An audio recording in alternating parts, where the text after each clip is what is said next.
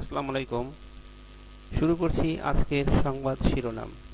সংবাদপত্র থেকে সংবাদ শিরোনাম। বাংলাদেশ প্রতিদিন। এখনও তৎপর মালয়েশিয়ার সিন্ডিকেট। অপকর্ম বন্ধ করুন, না হলে আওয়ামী লীগ।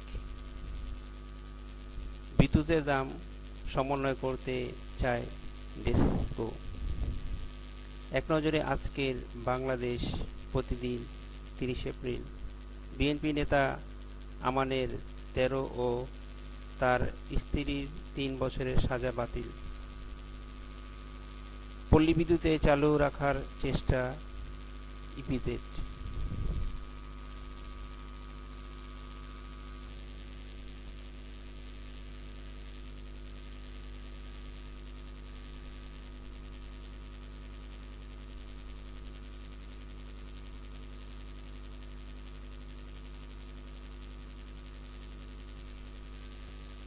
সংবাদ শিরোনাম ইত্তেফাক। ২৪ থেকে ৩৬ ঘন্টার মধ্যে পাকিস্তানে আক্রমণ করবে ভারত। কালের কণ্ঠ। কলকাতায় আবাসিক হোটেলে আগুন, নিহত ১৪ জন। মানবিক করিডোর উদ্বিগ্ন বিএনপি সরকারের কাছে ঘটনা জানতে চাইবে। মালয়েশিয়ায় জনশক্তি রপ্তানি আবারও দৃশ্যপটে আওয়ামী লীগ সিন্ডিকেট। মানবিক করিডোরের সিদ্ধান্তে বেড়েছে রোহিঙ্গা অনুপ্রবেশ, নতুন সংকটের শঙ্কা। ২৪ থেকে ৩৬ ঘন্টার মধ্যে ভারত হামলা করতে পারে, পাকমন্ত্রী। ৩ সাংবাদিকের চাকরিচ্যুতিতে আমাদের সংশ্লিষ্টতা নেই, উপদেষ্টা ফারুকী। রাজধানীতে গরম বাড়তে পারে।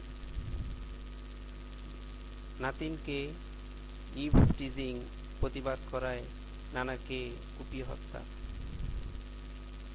রেফারির দিকে বস্তু ছুড়ে ৬ ম্যাচ নিষিদ্ধ রুডিগার। সংবাদ শিরোনাম নয়া দিগন্ত। ৩ সাংবাদিকের চাকরিচ্যুতি, যা বললেন উপদেষ্টা ফারুকী। ৬০ ঘন্টার মধ্যে পাকিস্তানে ভারতীয় আক্রমণের আশঙ্কা। ৪০,০০০ প্রাথমিক শিক্ষক নিয়োগে আসছে বিজ্ঞপ্তি। গাজায় ইসরায়েলি হামলায় নিহত আরও ৫১ ফিলিস্তিনি। সংবাদ শিরোনাম আমার সংবাদ। টাইম স্কেল ও সিলেকশন গ্রেডপ্রাপ্তরাও পাবেন উচ্চতর গ্রেড। ৩৬ ঘন্টার মধ্যে পাকিস্তানে হামলার পরিকল্পনা ভারতের। জাকসু নির্বাচনে তফসিল ঘোষণা আজ। কলকাতায় আবাসিক হোটেলে আগুন, মৃত্যুর সংখ্যা বেড়ে ১৪। বৈষম্যহীন দেশ গড়ার স্বপ্ন দেখছি।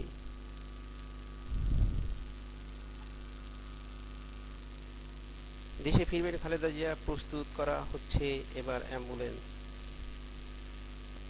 প্রতিদিনের সংবাদ। ঢাকায় পরপর ৩ দিনে ৩ বড় সমাবেশ। কলকাতায় আবাসিক হোটেলে আগুন, ১৪ মরদেহ উদ্ধার।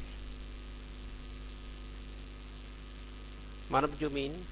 ভারতের যে কোনো আগ্রাসনের বিরুদ্ধে শক্তিশালী জবাব দেবে পাকিস্তান, শেহবাজ।